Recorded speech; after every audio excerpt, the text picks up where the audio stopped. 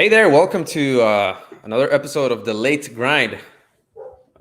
This is our weekly coffee break. We had a brief interruption last week, but we're back again here. With my friend Gabe, my friend and coworker. Hey, how you doing, Gabe, today? What's up, man? I'm good. How are you?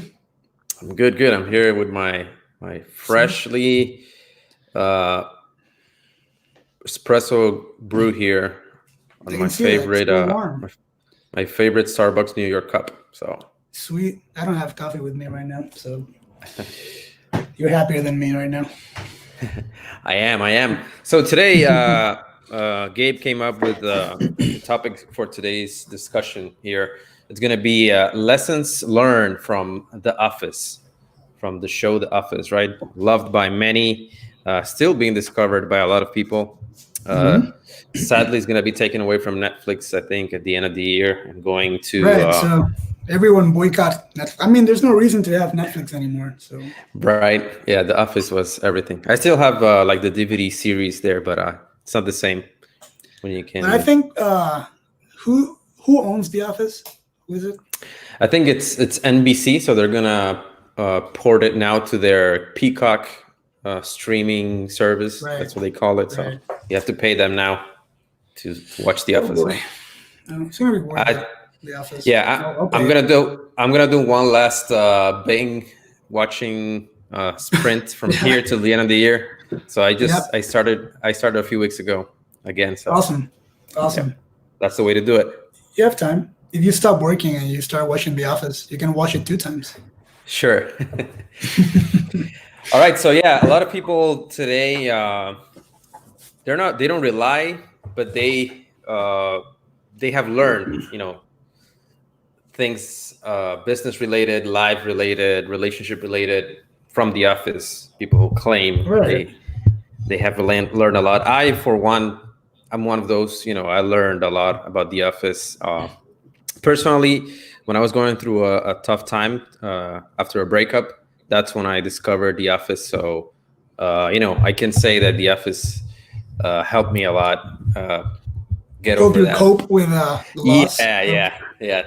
So Awesome. I think it holds a special place in my life. So yeah, I'm Right. glad to talk about it in like in business terms, in hustling terms, and grinding terms. So yeah, Gabe, take it away. Right. Yeah, no, I love The Office because it's very relatable. You have so many characters and so many storylines that it's Yeah. easy to find one or two things to relate to. And now that we have this podcast, um, it wasn't really hard to find things from The Office that actual business owners and entrepreneurs and whatever, even us, we can learn from The Office, even though it's a comedy series and it's full of dysfunctional characters, and Yeah. you shouldn't take it seriously. There are things that, as a company, they did that are successful, and as a show too, like the producer of the show, things that we can copy and emulate and be successful too, because people love The Office for a reason, right? Right. So they're right. They're doing something right. So the Scranton branch, which is the, the primary branch in The Office, they were the number one, right? And they Yeah. were so unconventional all the time. Michael was. Did he ever work? He was never like doing something productive, but they were number one. And part of that, it's a point that I love. It's because they loved what they were selling, especially Dwight. He loved the product, and he wasn't top salesman because he was charismatic or because he had the best leads or man because he was the most modern salesman. None of that. He was successful because he loved paper to an unbelievable degree. It's just exaggerated, but he loved the product he was selling, and people trust that. So I think it's a very basic thing to copy and try to do as well. If you are selling a product, if you own a business, you have to love what you are giving your client. You might lack a few things. You might lack people skills. You might lack leadership as a businessman. You might lack ambition. You just want to make money. But if you love what you're selling, you'll be successful. People are gonna take on that. People were doubting Dwight all the time, but they never questioned why he was the best salesman. They knew he loved paper, and that made him good. So I think we can learn that from him. What do you think? Definitely his passion for paper and paper products, and the way he in his mind, he thought that paper was a priority for everyone. Paper was in everyone's life. Like nobody could live without paper. So he translated that into the way, his phone calls with customers, his meetings with customers. He was very adamant about, paper, and why they were of a superior quality because of their service, their small business, personalized service, opposed to big box stores. So I think, yeah, definitely he knew paper in and out. I would say that's the whole reason why he was striving to become manager, to become more, because he wanted to inspire people to sell more paper, and do it the way he did. And I think that's why at the end of the show, he obviously earns that. At the beginning, he had a few chances to do it. He blew it. Right. He was like, he had a gun and he shot. Yeah. Inside the office, something. He shot a gun. Gun went he off. He was very tyrannic at the beginning. Right. I remember he had a portrait made of himself. He looked like a dictator, So the one time he had the office for himself, and he redesigned like the desk was like marble or something. It was like, yeah, total dictator. Right. It was crazy, awesome. But then it all stemmed from his passion. Even though he had a beet farm, which was his like side job / whatever he did on the weekends, nights and weekends, but he loved his paper selling job. And I don't know, we could say that the majority of people today are not in a line of work that they love, or they don't work for a company or with a product that they love. We could say that most of the people are not in that position. Do you think it's possible for us, for anyone to develop that kind of passion and love for something you're doing, even though right now you're not feeling it? Do you think you can get to that point? You can develop that passion and love for something? If you don't have it already, it's definitely tough. And love is a big word. I mean, it's going to be hard to love a product that probably you don't even use, but you have to sell it because you need to make money and eat and pay rent, But if you at least show interest in it, you show knowledge in it, and you work hard and really being proficient in whatever you're selling, you get involved with it, it's going to be enough to show that you are, you're there. You are one with the product. You know what you're selling. You know what people need, and you know what to do. I think that's enough. Of course, Dwight's love for paper was ironic. I mean, it was exaggerated. It was unreal. Loving paper, such a basic product, to that degree was just funny. Yeah. And even if you're selling something as basic as paper or something more complex and you're tired of it, you already hate it, you should work with that. You should really try to fix that. Because if you don't like what you're selling or you don't believe in it, no one's going to believe it. You will not be successful as a businessman or a salesman, or whatever you are right now. Even if you work at a fast food chain, you probably hate that food. You probably don't even eat that food. But if you show the client that you are, that you are upset to be there, you will not be successful in anything. I mean, in there and later on, you should learn from where you are, trying to make the best from what you have. I think you don't have to love it, but you at least have to show that you're happy to be working. You're happy to be doing something that's honorable. You're not homeless. You're not selling illegal stuff. You're doing something that you should be proud of, even if you don't love it.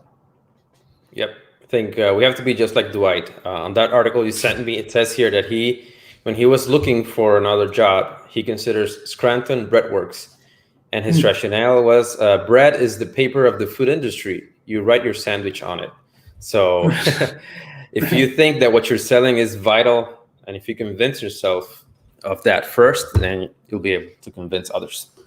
All right. So what's another thing that we can learn from The Office? What else? I like this one. Flip the camera. When last couple seasons you start seeing the people handling the camera, the microphones. One of them becomes a character for a couple episodes. And the show doing that was a good move. I mean, it made people kind of understand a little bit more what The Office was. Because when The Office starts, you don't know what it is. I mean, no one's talking about why they're being recorded, So in the end, they have to wrap it up and tell you it's a documentary. So it was a good perspective to have a couple glimpses of who was recording and who was there and how many people were following them around. And as a company that's modern, people are starting to appreciate that more, that transparency. To seeing what's happening backstage, to see the making of certain products. It builds trust with the client. It creates an appreciation from the client towards the product. They're buying, they're enjoying it. So I think that's a good move that The Office made, and something we can also learn, and we also do more and more. Who's in charge of the company, who's running this, who's running that, especially with marketing. That transparency is something modern, something we should keep doing more and more. Definitely. I think for as long as I can remember, people feel more relatable, right? When something's going on that's real in a sense. For example, like MTV in the 90s, when they really hit hard on reality TV shows and getting people together in a house and just showing them what they were doing day by day. Even though some of it was scripted, but it gave you a sense or a feel for what it was like to be in their lives and be like a spectator of their daily routines and all that. And even today, people are obsessed. A lot of people are obsessed with watching people play video games on Twitch, with daily vlogs. So this is how I do this. This is my daily routine. People like what's real. They feel related to they can say like I go through the same things, or I've been there. So I think it's kind of a humanizing a brand. It's part of humanizing a brand, just showing the behind the scenes a bit more, something that every company should work towards, being more transparent every day. And I know it's hard, because sometimes you see, ads from these big companies, and they are so well produced, A+, a lot of money spent into them. But then at the end of the day, the more real the ad is, the like now it's a trend, right, where they show things going supposedly behind the scenes of that ad shooting because Right. it's more relatable. Right. So yeah, just taking a little bit, peeling that curtain and showing what's going on, under the hood helps a lot. Helps humanize the Right. brand and becomes more real. And it gives you time to do more things because you're spending less time over editing stuff and overthinking stuff. You're presenting something that's almost raw, and people still love it. It really has a lot of reach. So saves time. It helps your brand, helps your name, your appearance. I mean, you shouldn't even think about it too much. Just do it. Even if you have like a couple typos, just work around it. Make fun of yourself. Yeah. I think that ties in with the next point, right? We're going to talk about vulnerability builds trust. Right. Yeah, that's also something that we see with Michael Scott a lot in a couple episodes. He was always trying to be liked. He wanted to be loved. That was like his dream, to be loved by everyone. And the few times that he just lost it, he was either upset or sad or just tired, done.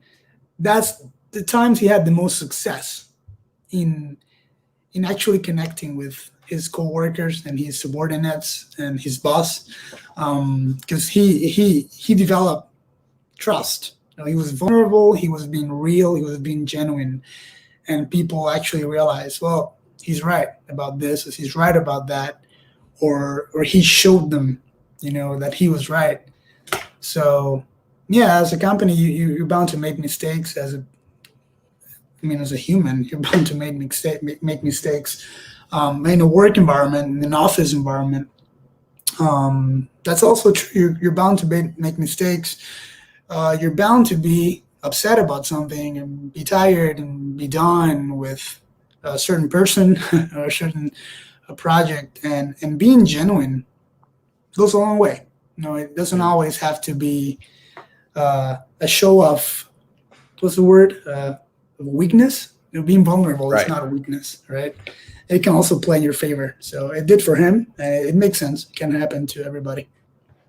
Yep. I remember reading that on the first season, the writers wanted Michael Scott, the manager, to be more like the UK character, his counterpart. Mm-hmm. He was kind of mean. He didn't care about anyone. But then they changed that in the second season, and they changed that to their benefit because people, actually really loved Michael Scott from the second season on. He started being less mean and more approachable, relatable. His demeanor was still the same. He wanted to be loved by everyone, but he wasn't mean anymore. He just was a human. He was vulnerable, more vulnerable. So. He was still annoying, but of course, yeah. But now he wasn't all that mean.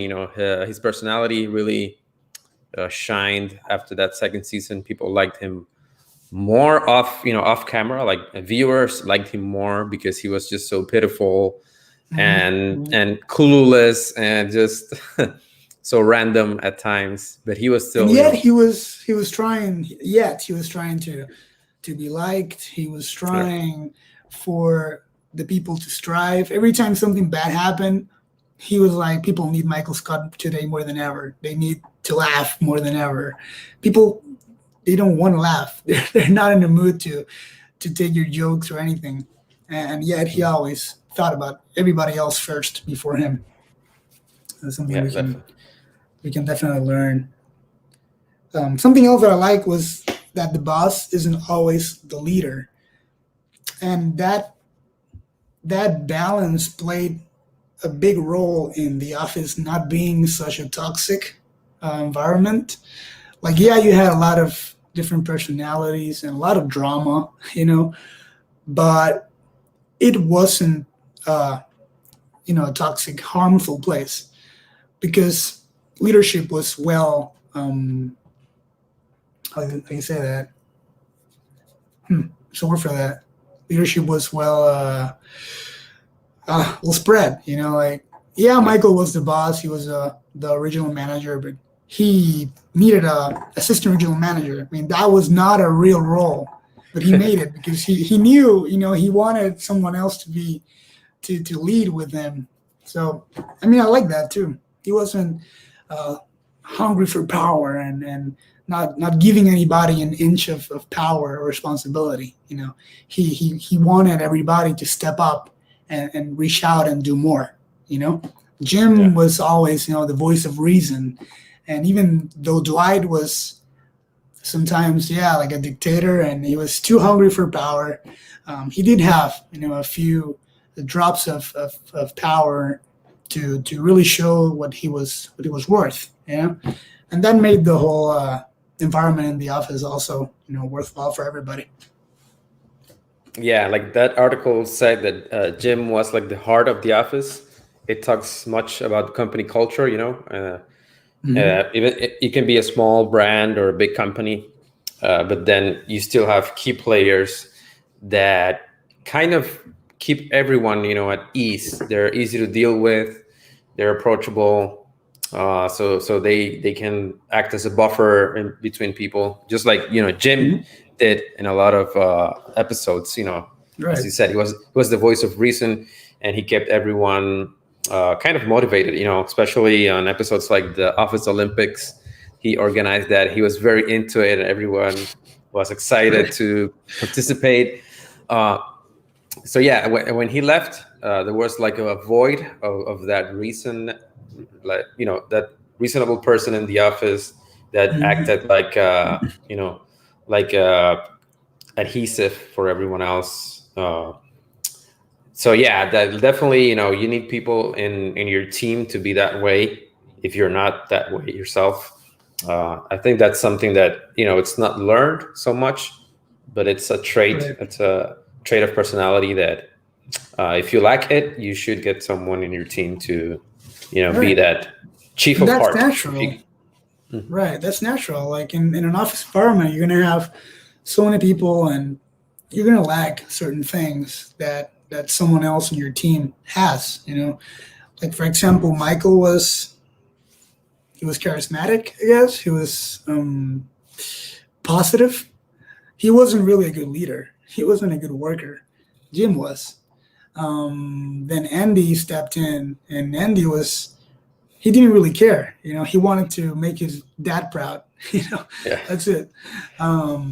But then Dwight has certain things that balanced the environment and kept them being ahead, in the game. So you have to be open to that. You have to accept that and embrace it. Give people a chance to speak up. Give people a chance to be themselves and show their skills.